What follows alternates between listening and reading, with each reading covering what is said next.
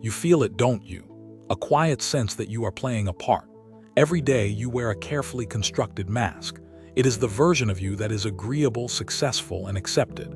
It smiles at the right times and says the right things. This mask is useful. It helps you navigate the world. But late at night, in the moments of silence, you can feel its weight.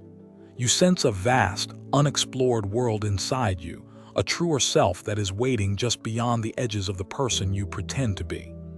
This feeling creates a strange kind of loneliness, a disconnection not from others but from yourself. It's like you've been given a script for a character, and you've been playing the role for so long you've forgotten who you are when the curtain falls. You look in the mirror and see the performer, not the person. You might have success, friends, and a life that looks good from the outside, but an inner voice whispers a persistent, nagging question. Is this all there is? Is this really me? So begins the search. You start looking for your true self as if it were a lost object, a treasure buried on a distant island. You believe that one day you will have a sudden revelation, a lightning bolt moment of discovery where your authentic identity is revealed to you in a flash of insight. You read books, you follow gurus, you change your job or your city, all in the hope of stumbling upon this hidden, perfect version of yourself that holds all the answers to your discontent. This is the fundamental misunderstanding that keeps so many of us trapped. We treat our inner world like a simple puzzle with one missing piece. If we can just find that piece, we believe the entire picture will become clear and we will finally feel whole. We are taught to look for a single, static purpose or passion that will define us forever. Let's reframe this entire journey. Let's introduce a new metaphor for the self. Imagine your mind is not an island with buried treasure, but a vast and beautiful night sky. Your conscious self, the person you think you are, is just one small, familiar constellation. It's the one you know by heart, the one you point to when someone asks who you are. It's a beautiful and important part of your sky, but it is just one small cluster of stars in an infinite, unexplored cosmos. The mask you wear, the persona, is the story you tell about this one constellation. You might call it the achiever, the helper, or the rebel. You spend years polishing these few stars, trying to make them brighter, hoping their light will be enough to illuminate your entire world. You believe that if you just perfect this one small pattern, you will feel complete. But the darkness around it remains, and you can't help but feel that you are ignoring the rest of the universe that exists within you. The great psychologist Carl Jung offered a different path. He was a kind of explorer, a cartographer of the soul. He suggested that the goal is not to polish one constellation until it blinds us. The goal is to become an astronomer of our own inner world. It is to accept that we are not just this one small pattern of light, but the entire boundless sky. The journey to the true self is not a search for a missing star, but a courageous exploration of your personal cosmos. You live in a world that encourages you to be just one thing, to have a simple, easy-to-read label. This pressure forces you to deny the parts of yourself that don't fit the neat picture. The sensitive part, the angry part, the chaotic part, the part that dreams of a completely different life. You push these aspects into the shadows, into the dark parts of your sky, because you're afraid they will make your one known constellation look less perfect. This denial is the source of our inner tension. We are trying to be a single, polished star, when we are, in reality, a whole galaxy. The feeling of being a fraud comes from this internal disconnect. You are presenting a tiny, curated fraction of your being to the world, and pretending it is the whole thing. The discovery of the true self, therefore, begins with a simple, radical act of courage, turning your attention away from the familiar stars and daring to look into the darkness. The central question of this journey is not, who am I supposed to be? That question keeps you focused on the mask, on the outside expectations. The real question, the one that opens up the universe inside you, is this: what else is in my sky? This is the question that turns you from a performer into an explorer. It is the beginning of the most important journey you will ever take, the journey back to the totality of who you are. Now let's explore the common trap more deeply. The trap is believing that self-improvement means erasing your flaws. We approach ourselves like a sculptor with a flawed piece of marble, trying to chip away all the imperfections to reveal a perfect statue inside. We go to war with our own nature. We fight our sadness. We suppress our anger. We shame our lazy or unproductive moments. We believe that by eliminating the bad parts, only the good parts will remain, and we will finally be worthy. In our metaphor of the sky, this is like trying to get rid of the darkness. Imagine an astronomer who hates the night. They try to invent bigger and bigger lights to flood the sky, to blot out the blackness and the emptiness between the stars. They see the darkness not as the canvas that allows the stars to be seen, but as an enemy to be vanquished. This is what we do when we try to be positive all the time, when we refuse to acknowledge our pain or our struggles. This approach is doomed to fail, and it is exhausting. Why? Because you cannot have light without darkness. You cannot have stars without the vast, empty space that holds them. The darkness is not the enemy of the light, it is its partner. By trying to eliminate our shadow, our fears, our insecurities, we are not making ourselves better. We are making ourselves smaller. We are robbing our own sky of its depth, its mystery, and its profound beauty. Another part of the trap is outsourcing our identity. We look to others to tell us which of our stars are the good ones. We let our parents, our culture, our jobs, or social media define our constellation for us.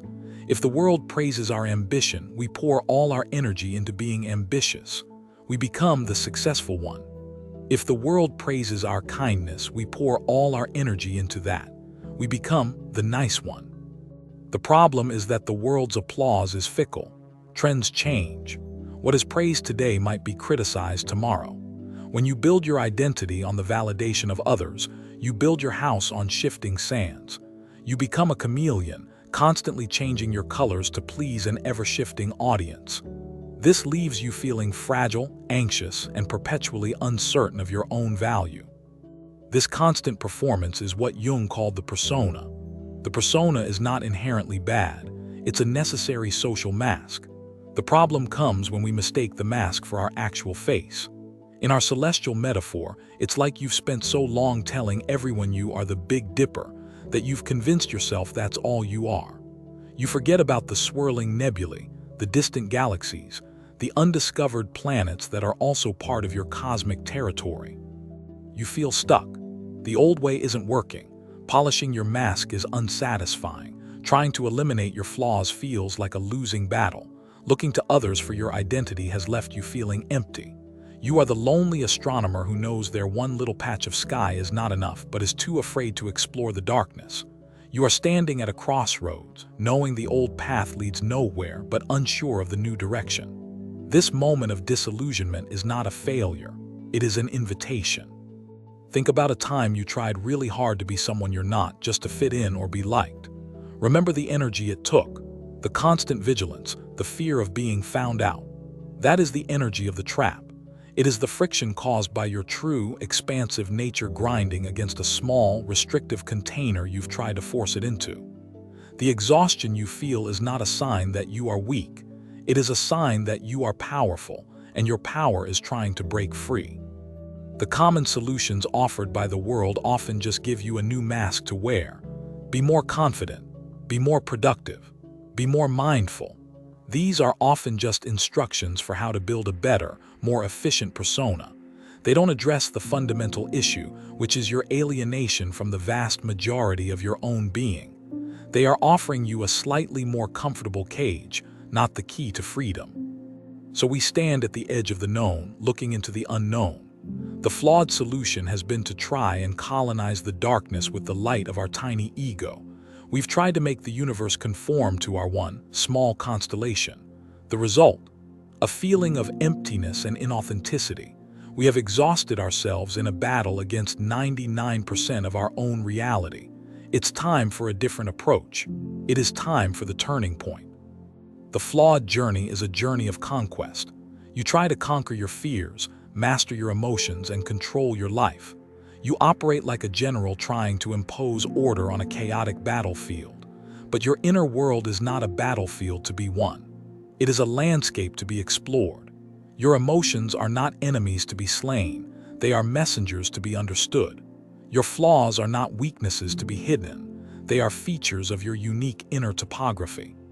This is why positive thinking alone can feel so hollow. When you are feeling deep sadness and you try to just think happy thoughts, you are invalidating a real part of your own experience. It's like looking at a dark, stormy nebula in your inner sky and pretending it's a sunny day. You are not integrating the darkness, you are just turning your back to it. But it's still there, and it often has something important to tell you. We have been sold a lie, the lie of the finished self. This is the idea that one day you will arrive at a state of perfection, where you are no longer troubled by doubt, fear, or confusion. This is a trap because it makes you see your present self as always deficient. You are always in progress, but never enough. This creates a constant state of striving and dissatisfaction. The truth is that the self is not a static object to be perfected, but a dynamic living process. The trap convinces you that your worth is conditional. You will be worthy of love and acceptance when you are more confident, when you are more successful, when you have conquered your anxiety. This is the great when that poisons our lives. It keeps us perpetually waiting for a future that never arrives, unable to inhabit the reality of who we are right now. It is the ultimate procrastination of self-acceptance. But what if your worth was never in question? Let's leave this trap behind. Let's abandon the war against ourselves. The path of polishing the mask and conquering the shadow has led to a dead end. We must find a new way, a way that is not about perfection but about wholeness, not about conquest but about exploration, not about becoming someone better but about becoming more fully ourselves. This is where the wisdom of a guide like Carl Jung becomes our map and our compass for the journey ahead. Here is the pivot, the single most powerful idea that changes everything. It is the central thesis of our journey. Your true self is not a hidden treasure you must find, but a complete landscape you must explore and befriend, including its darkest corners. It is a shift from searching to seeing, from fixing to befriending. You already have everything you need. You are already whole. The task is not to add or subtract, but to become aware of the vast territory you already contain. This is the moment the astronomer of the soul, you, finally looks through the telescope. You turn it away from your one familiar constellation and you point it towards a random patch of darkness. You expect to see nothing, but you don't. With patience, as your eyes adjust, a new shape begins to emerge. A faint, distant cluster of stars you have never seen before. A forgotten nebula swirling with unimaginable colors. The darkness is not empty, it is just unseen. This is the beginning of what Jung called individuation. It's a complicated word for a very simple idea, becoming an individual, whole and undivided. It means you stop trying to be just the good parts and you start embracing the full spectrum of your humanity. You begin to draw a map of your entire sky, not just the convenient, well-lit parts. You start to acknowledge, without judgment, every single celestial body in your inner universe. The first step is to simply acknowledge the other parts of you exist. You don't have to like them yet. You don't have to understand them. You just have to admit they are there. That shy part you hide, it's a distant planet in your sky. That anger you suppress, it's a fiery comet. That deep sadness, a blue nebula, just notice them. Give them a name. Place them on your inner map. This simple act of witnessing is profoundly powerful. It's the end of the war and the beginning of a conversation. Think of it this way. A kingdom ruled by a good king who has banished anyone who disagrees with him is not a strong kingdom. It's a brittle one. A truly wise ruler listens to all of their advisors, even the ones with difficult news. Your ego, your conscious self, should not be a tyrant. It should be a wise and compassionate ruler of your inner kingdom, one who is willing to listen to the whispers from the forgotten corners of the realm. This process requires a new kind of strength. Not the strength of suppression, but the strength of curiosity. Instead of asking, how do I get rid of this feeling? You start to ask, what is this feeling trying to tell me? Why is it here? Every part of you, especially the parts you have exiled, contains energy and information. Your shadow isn't your enemy. It's a part of your power that you have disowned. The journey is about reclaiming that power. This is a radical act of self-acceptance. It is looking at the entirety of your inner landscape, the sunny meadows and the dark caves, the peaceful lakes and the raging volcanoes, and saying, this is all me, and it is all welcome. This doesn't mean you let your anger control you or your sadness drown you. It means you stop pretending they don't exist. You give them a seat at the table. You learn their names. You listen to their stories. Suddenly, the world feels different. When you stop fighting a war inside yourself, you have so much more energy for the world outside. When you are no longer terrified of your own dark side, you become much less judgmental of other people's imperfections. You start to see them as fellow astronomers, each trying to map their own unique and complex sky. Your capacity for compassion for both yourself and others expands enormously. You become more human, more relatable, more real. The goal of this journey, the discovery of the true self, is not to arrive at a final destination. The self is not a static endpoint. The true self is the entire process. It is the courageous, ongoing act of exploring your inner cosmos. It is the ever-expanding map of your soul. You will never be done. And that is the beauty of it. You are an infinite universe, and you have a lifetime to be its explorer. So take a breath. The pressure is off. You don't have to find your one true calling. You don't have to become a perfect, flawless version of yourself. You just have to become a little more curious. You just have to be willing to turn your gaze inward and ask that powerful question: what else is here? The pivot is this simple shift from the demand for perfection to the embrace of wholeness. It is the beginning of true freedom. This new path is not about finding answers, but about living in the questions. It's about developing a relationship with the mystery of your own being. Before, you saw your inner world as a problem to be solved. Now you begin to see it as a sacred text to be read, a work of art to be appreciated. You are both the artist and the art, the astronomer and the sky. This is the turning point from which there is no going back, because you have tasted the freedom of your own vastness. Let's be clear, this journey is not always comfortable. Looking into your own darkness can be intimidating. You might not like what you find there at first. There will be forgotten pains, disowned desires, and uncomfortable truths. This is not a path of constant bliss. It is a path of constant growth. It requires courage, the same courage it takes an astronaut to leave the safety of the spaceship and float in the vast, silent emptiness of space. The persona, your social mask, doesn't disappear. It becomes what it was always meant to be, a tool, not a cage. When you know you are the entire sky, you can choose to present one constellation or another depending on the situation, without forgetting that you are infinitely more. You can wear the mask lightly, playfully. You are no longer afraid that people will see behind it because you yourself have already explored what is there and have befriended it. This is the essence of Jung's wisdom. The ego is not the master of the house. It's the concierge at the front door. Its job is to greet the world, but also to be aware of all the rich, complex life happening in the rooms upstairs. The true self is the whole building. It's the foundation, the walls, the roof, and every single resident inside. The pivot is when the concierge stops thinking they own the hotel and starts to appreciate the entire, magnificent structure. So the new journey begins. You have your telescope of curiosity. You have your map, which you will draw yourself. You have given yourself permission to explore your entire inner cosmos. Now, let's illuminate the specific celestial bodies you will encounter. Let's break down this wisdom and see how it works in practice. It's time to learn how to be the astronomer of your own soul. The darkness is not to be feared. It is the canvas upon which your wholeness will be painted. The first region we explore is what Jung called the shadow. This is not evil. The shadow is simply all the parts of yourself that you have repressed or denied because they were deemed unacceptable by you or by others. It's your unlived life. It's the anger you were taught was bad, the creativity you were told was impractical, the vulnerability you were taught was weak.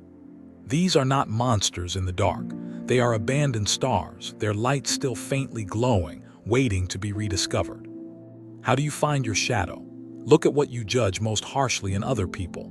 Often, the things that irritate you intensely in others are disowned parts of yourself. If you can't stand people who are lazy, perhaps you have suppressed your own need for rest.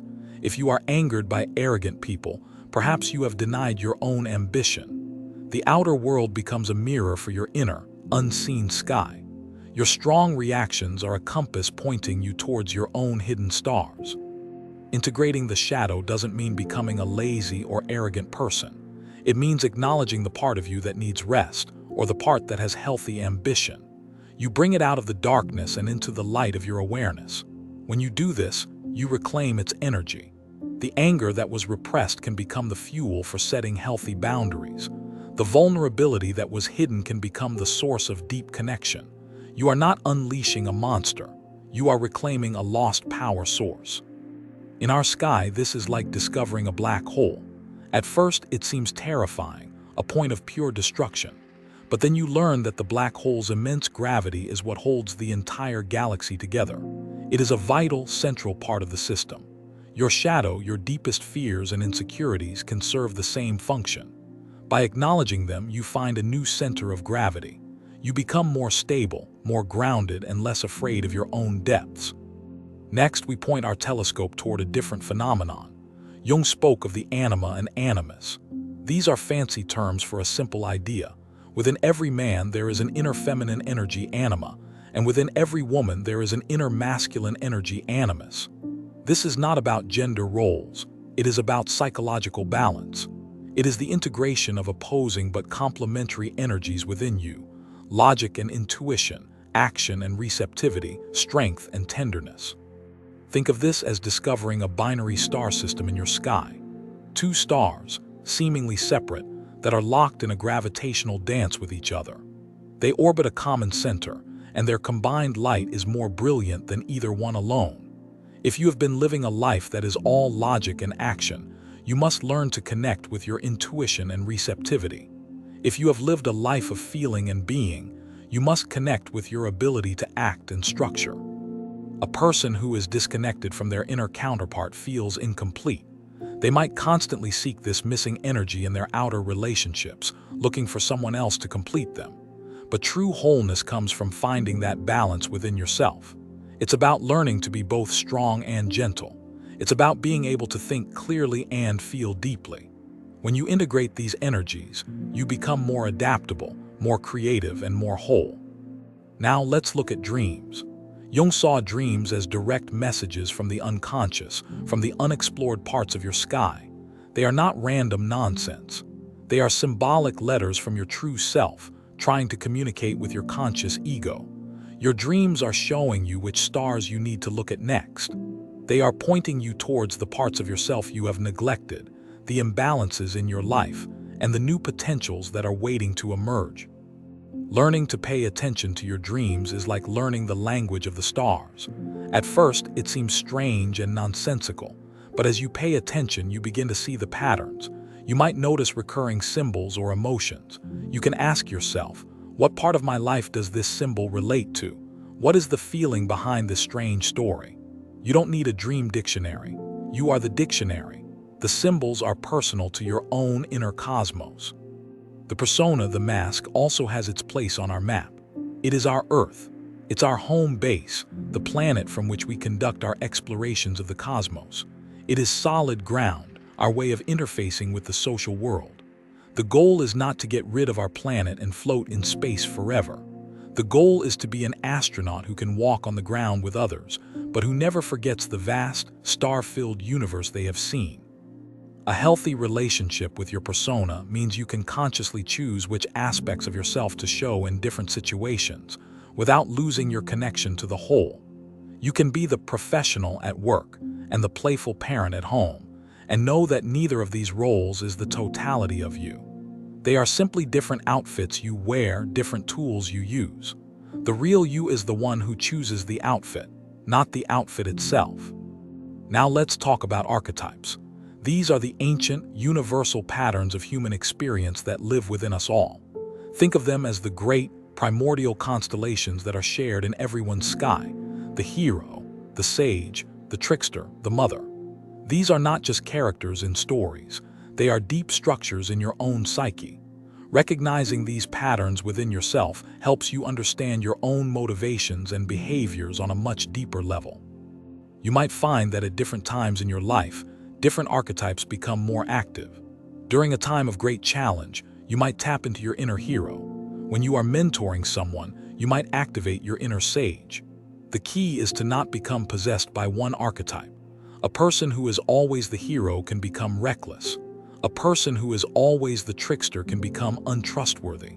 Wholeness comes from being able to access the wisdom of all these ancient patterns when you need them.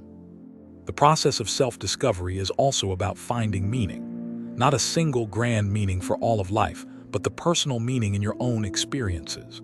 When you start mapping your inner sky, you start to see connections you never saw before. You might see how a past failure, a dark nebula, actually gave you the resilience, a newly formed star to succeed later. You begin to weave the story of your life, not as a series of random events, but as a purposeful, unfolding cosmic drama. This journey requires patience. You cannot map an entire universe in a weekend. You are an astronomer, not a tourist. Some nights the sky will be cloudy and you will see nothing. Some nights you will spend hours looking for a new star and find only darkness. This is part of the process. The goal is not constant discovery, but constant looking. It is the practice of showing up, night after night, and being willing to sit with the mystery of yourself. Creativity becomes a vital tool on this journey. Painting, writing, dancing, making music. These are not just hobbies. They are ways of building a bridge to your unconscious. They are how you can give form to the strange nebulae and distant planets you discover inside. You don't have to be a great artist. The goal is not to create a masterpiece for others, but to create a map for yourself.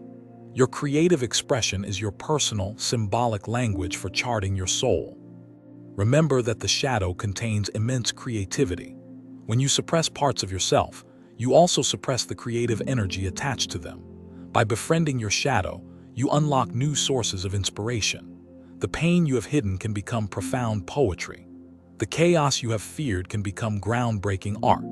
Many of the world's most powerful artists were those who were brave enough to journey into the darkest corners of their own sky and bring back the treasures they found there. This process also changes your relationship with solitude.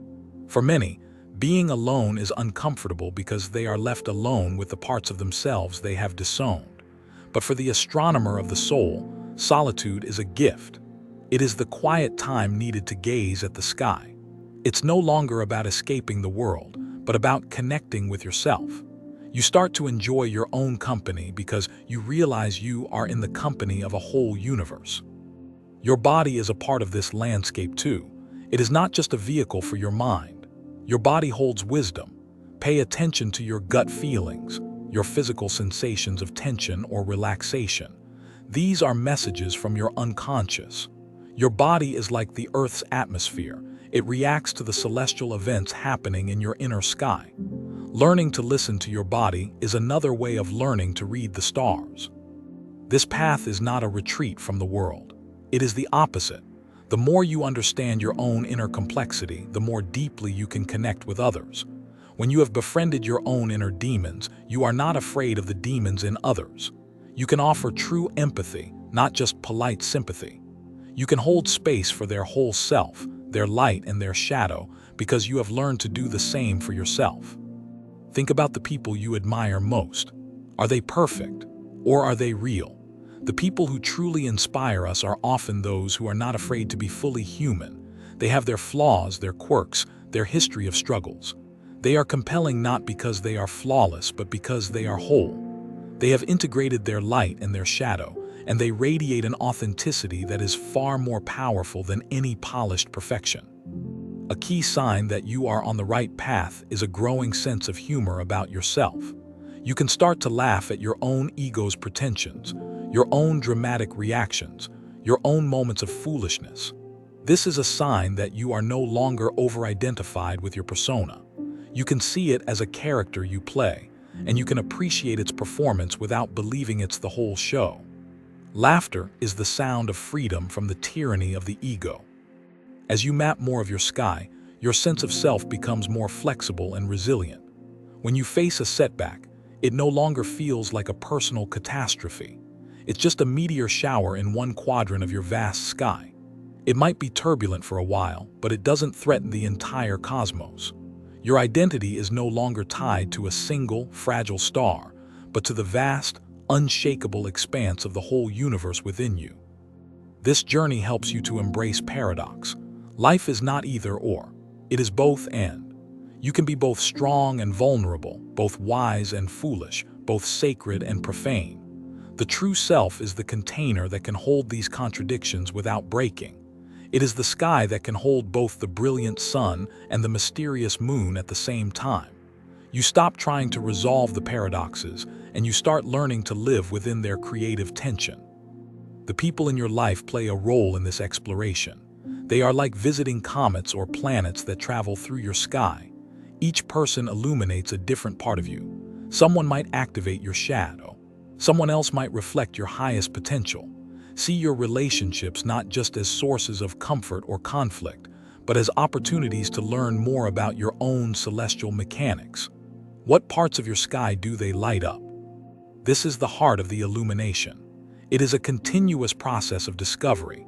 You are an explorer in the greatest wilderness there is, your own soul. You will find terrifying monsters and breathtaking beauty. You will discover lost civilizations and new worlds. The key is to keep your telescope of curiosity polished and to never stop looking up at your own inner sky, wondering what else is out there, waiting to be known. As you chart your inner world, you find that your outer life begins to align with your true nature. You might find yourself drawn to new hobbies, new careers, or new kinds of relationships, not because you are trying to find yourself, but because you are starting to express the self you have found. The changes happen organically from the inside out. You are not chasing fulfillment anymore. You are living it. You will realize that your flaws are often the flip side of your greatest strengths. Your stubbornness might also be the source of your resilience. Your sensitivity might be the source of your empathy. Your restlessness might be the source of your creativity. Instead of trying to cut away one side of the coin, you learn to appreciate the whole coin. You see that your greatest gifts and your greatest challenges are often intimately connected. This path requires letting go of the need for certainty. The ego wants a clear map with a final destination. The true self is comfortable with the mystery. It thrives in the unknown. It understands that the map is always expanding, and that is the joy of the journey. To discover your true self is to fall in love with the questions, not to find all the answers. It is to trade the comfort of the known for the freedom of the infinite. This is not a selfish pursuit. In fact, a person who is disconnected from their true self can often do more harm, acting out their unacknowledged shadow on the world around them. A person who is on the path of individuation, who is doing the hard work of self-exploration, brings more consciousness, compassion, and wholeness to every interaction. The greatest gift you can give the world is to become more fully yourself. We have looked at the shadow, the anima, animus, dreams, archetypes. Each of these is a major celestial body in your inner cosmos, but there are countless more. There are asteroids of forgotten memories, dust clouds of fleeting moods, undiscovered planets of hidden talents. The illumination is never-ending. The universe within is just as vast and complex as the universe without. The adventure is lifelong. Pay attention to moments of synchronicity, those meaningful coincidences that seem to go beyond chance. Jung believed these were moments when the inner world and the outer world align, when the universe seems to be speaking directly to you. These can be signposts on your journey, affirmations that you are on the right track, or hints about where to look next. Treat them as winks from the cosmos, encouraging you on your exploration. This journey is ultimately one of integration. It's about bringing the exiled parts of yourself back home. It's about taking the different notes of your being, the high notes, the low notes, the dissonant notes, and learning to weave them into a single, beautiful chord. The true self is not a single note. It is the entire symphony, and you are the composer, learning to love and use every instrument in the orchestra. Do not be discouraged by the scale of this task. You do not have to do it all at once. The astronomer does not try to map the whole sky in one night. They focus on one small patch. So just start with one thing. What is one emotion you have been avoiding? What is one dream that has stayed with you? What is one thing you judge in others? Just pick one star, one dark spot, and gently, curiously, turn your attention toward it. That is all that is required to begin. The illumination phase is a process of befriending yourself, piece by piece. It is the slow, patient, and deeply rewarding work of becoming whole. You are not creating a new self. You are simply uncovering the magnificent, complex, and beautiful self that has been there all along, hidden behind the clouds of fear, shame, and social conditioning. You are coming home to the universe you contain. And now we pull it all together. We have journeyed from the loneliness of the single, polished constellation, through the trap of trying to perfect the mask, and into the grand exploration of our inner cosmos. We have learned to look at our shadow not as an enemy but as a source of power. We have sought balance with our inner counterpart. We have listened to our dreams. We have seen how all the pieces, the light and the dark, fit together. This is the moment of synthesis, the aha moment. The astronomer, after years of patient observation, finally lowers the telescope. They don't need it anymore. They have internalized the map. They no longer see the sky as something separate from them, an object of study. They feel the stars and the darkness within their own being. The observer and the observed have become one. The great realization is this: the search for the true self was always based on a false premise. You were never lost. You were never broken. You were never incomplete. You were simply unaware of your own immensity. The journey was not about finding a destination. It was about expanding your awareness to encompass the territory you already occupied. You were not a lonely star searching for its galaxy. You were the galaxy searching for itself. And so we restate the central thesis in its most powerful, liberating form. You are not a single star. You are not one constellation. You are not even a galaxy. You are the entire sky. You are the brilliant stars and the deep, silent darkness that holds them. You are the predictable orbits of the planets and the chaotic flight of the comets. You are the light, the shadow, and the space for it all. This understanding brings a deep sense of peace. The inner war is over. There is nothing to fix, nothing to prove, nothing to hide. Your worth is not contingent on being good or successful or perfect. Your worth is inherent in your existence, in your totality. You are a unique expression of the universe, a one-of-a-kind cosmos, and that is more than enough. It is everything. The energy you once spent on hiding, pretending, and fighting can now be used for living, for creating, for connecting, for loving.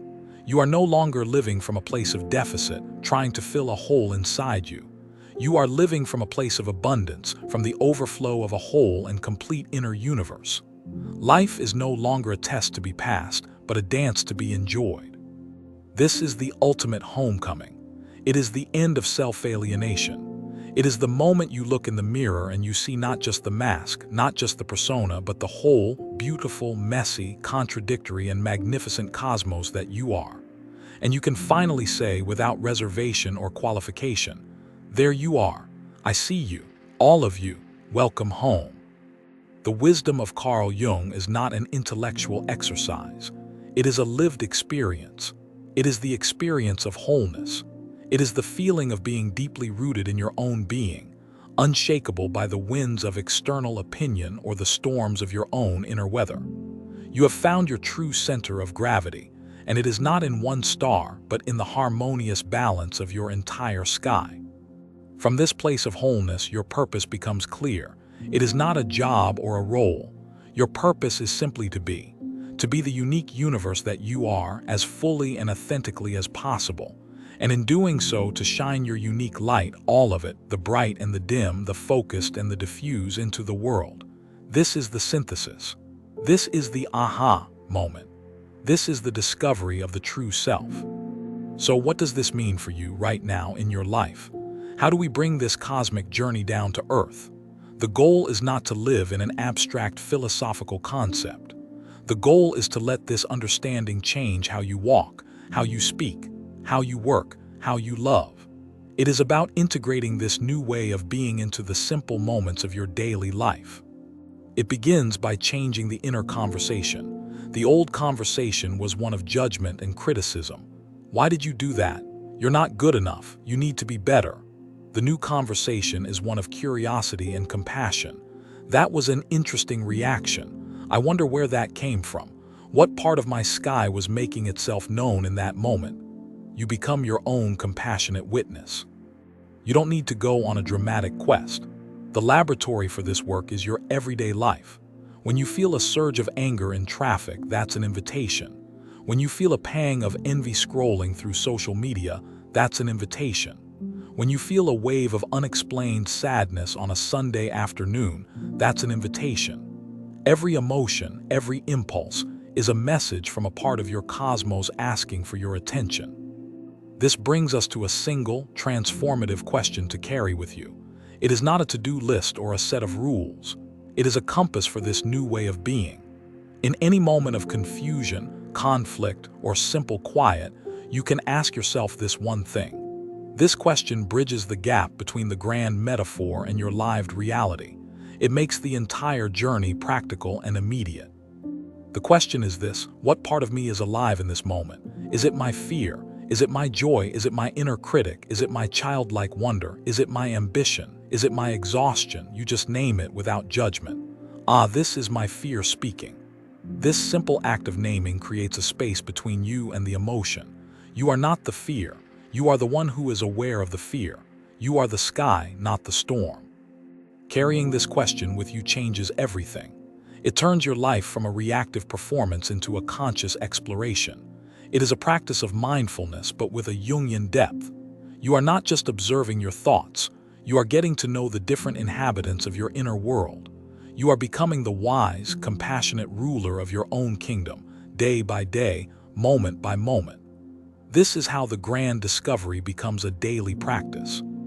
So the next time you feel an uncomfortable emotion, resist the urge to push it away or fix it. Instead, just pause, breathe, and ask the question, what part of me is this? Greet it like an old friend you haven't seen in a while. You don't have to agree with it or act on it. Just let it be seen. This is the core practice of integration. This is how you befriend your entire universe, one star at a time. This journey is yours alone, and yet, you are not alone in it. Every human being contains a cosmos. By bravely exploring your own, you give others permission to do the same. Your quiet authenticity becomes a beacon. It shows others that it is safe to take off their own masks and begin their own exploration. Your wholeness contributes to the wholeness of the world. You are standing at the beginning. You have the map, the compass, and the understanding that the greatest adventure is the one that takes place within. The search is over.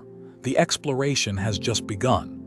There is a universe inside you, waiting to be known. Be brave, be curious, be kind to yourself. The cosmos is waiting. The discovery of your true self is not a single event, but a lifetime of becoming. It is the slow, sacred process of unfolding. It is learning to love not just the bright, sunny days of your soul, but also the long, star-filled nights.